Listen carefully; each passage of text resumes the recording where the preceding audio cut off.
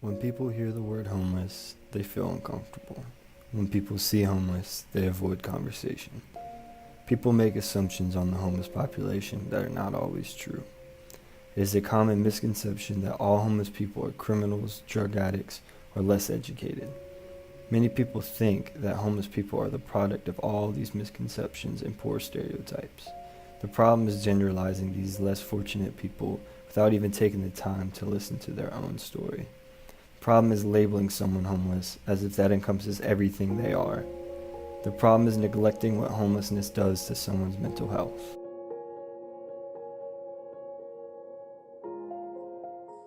Greg Sherman was a very accomplished man living the American dream. He graduated from law school, married his high school sweetheart, had 2 kids, and he was even on his path to establish his own law firm. But as time went on, his bright light began to get dim, and his life changed for the worse. As he aged, he became more distant, would stare at the wall, focused in anger, began drinking heavily, lost his job, and eventually got a divorce. Matt, his son, claims that he just wasn't dad anymore. Greg's unusual behavior became more and more severe. In 1999, Greg Sherman disappeared while his son was a freshman at college in Southern California. One day, Matt found his father living among the homeless at a Santa Monica beach. Greg stayed around for some weeks before disappearing again. Desperate to find where his father went, Matt and his younger sister Ann reached out to the Social Security Administration. After some months, they received a reply letter informing them that their father was dead. Greg Sherman died of sepsis in 2006 while homeless in Washington.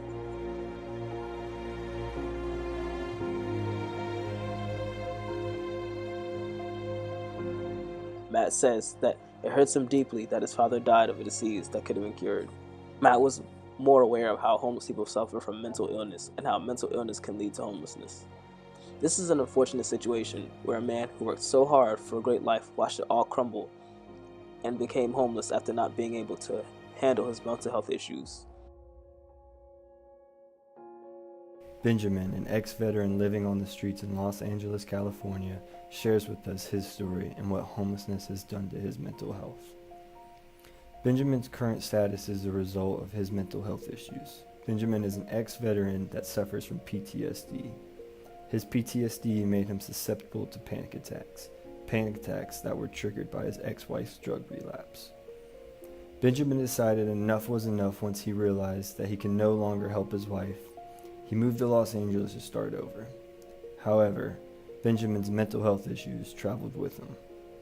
Benjamin tells us in his story that the isolation presented to him through homelessness is making separate mental health issues. He explains that he stays away from the shelters because of crime that occurs in them. He spends most nights walking around and trying to earn food. He sleeps for only a couple hours a day and spends the rest of the time alone. Benjamin shares that he never plans on giving up. He plans on getting off the streets and living under a roof. However, without aid, Benjamin's current mental health will continue to present obstacles for him. His biggest personal conflict is something that lies out of his control. He admits that his own self-destructive behavior is the only thing in his way of living a better life. He's unable to receive the mental health care that he needs. Joining the army destroyed him, and without the right mental health care, Benjamin will not be able to rebuild himself and will continue to live a life of homelessness or worse.